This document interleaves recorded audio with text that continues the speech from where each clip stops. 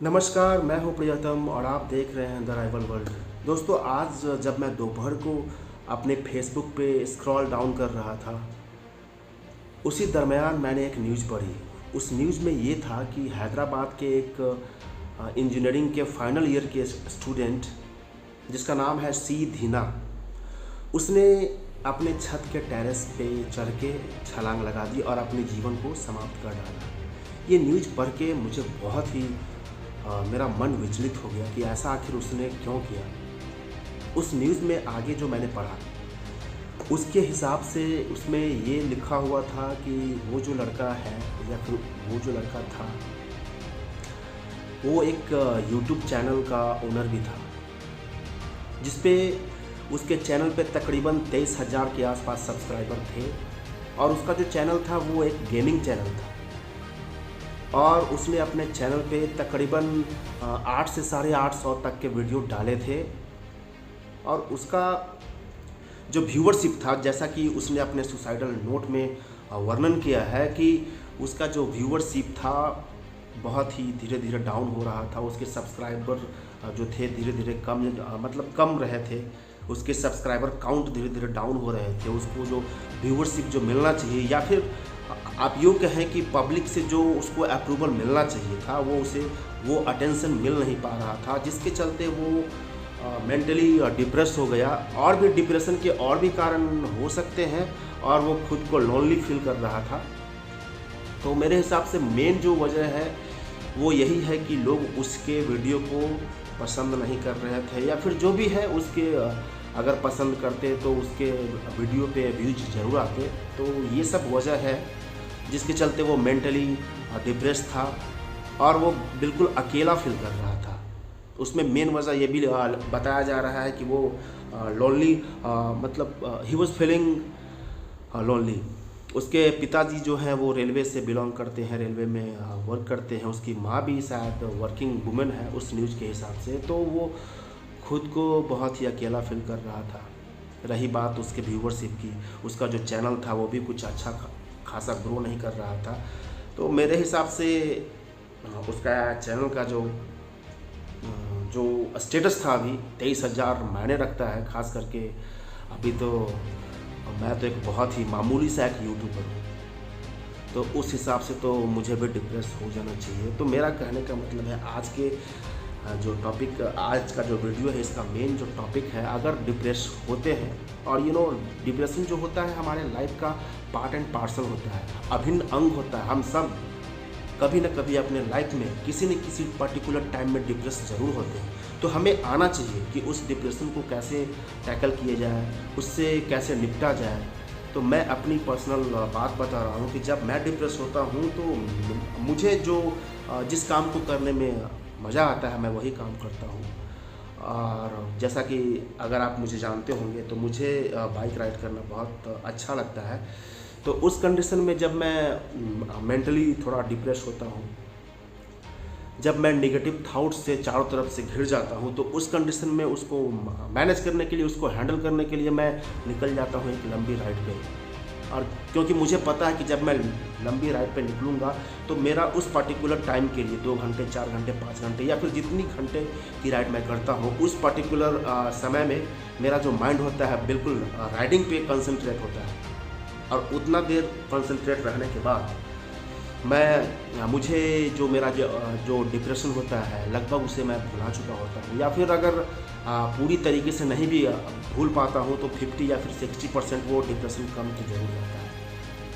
तो मेरे हिसाब से आपको, अगर आप भी डिप्रेस होते हैं, लेकिन अगर आप भी डिप्रेस होते हैं तो आपको अपने अंदर वो चीज़ तलाशनी चाहिए कि आपको वो कौन सी कार्य है जिसको करने के बाद आपको बहुत ही सुकून देती है, जिसको करते समय आप पूरी दुनिया से कट जाते हैं, पूरी दुनिया से अलग थलग से पड़ जाते हैं, जो कि आपको दिल से तसल्ली देती है।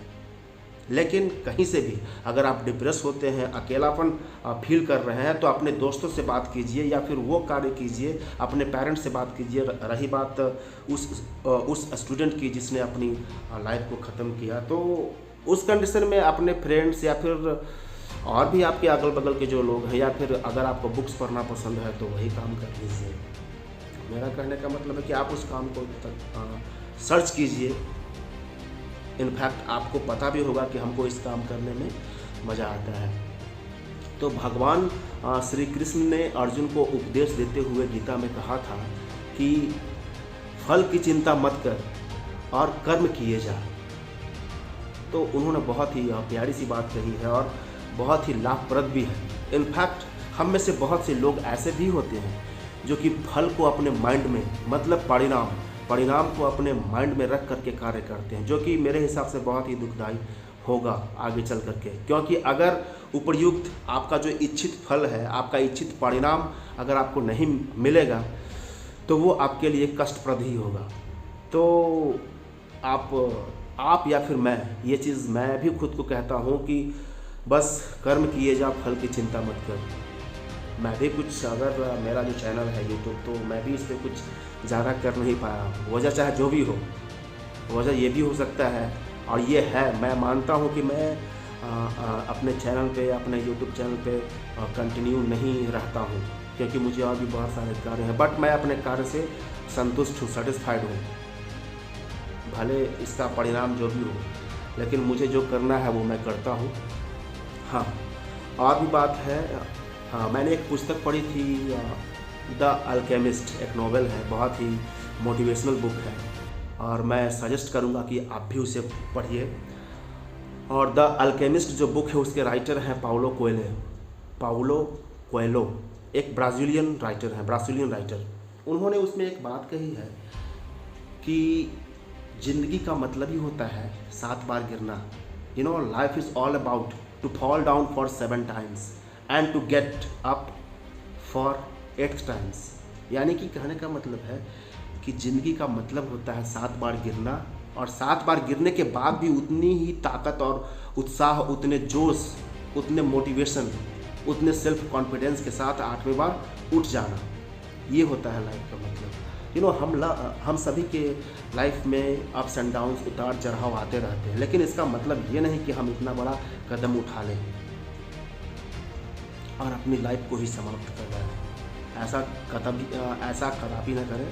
और मेरा जो भी इस वीडियो के माध्यम से जो भी हमारे व्यूअर्स देख रहे हैं, तो उनको मेरा सलाह यही है, या फिर आज के इस डिजिटल एरा में, जहाँ पे आजकल डिजिटल प्लेटफॉर्म बहुत सारे हैं और उस डिजिटल प्लेटफॉर्म पे बहुत से ऐसे भी लोग हैं जो कि अपना किस्मत आजमाना चाहते हैं, तो इसमें उतार चढ़ाव आते रहेंगे।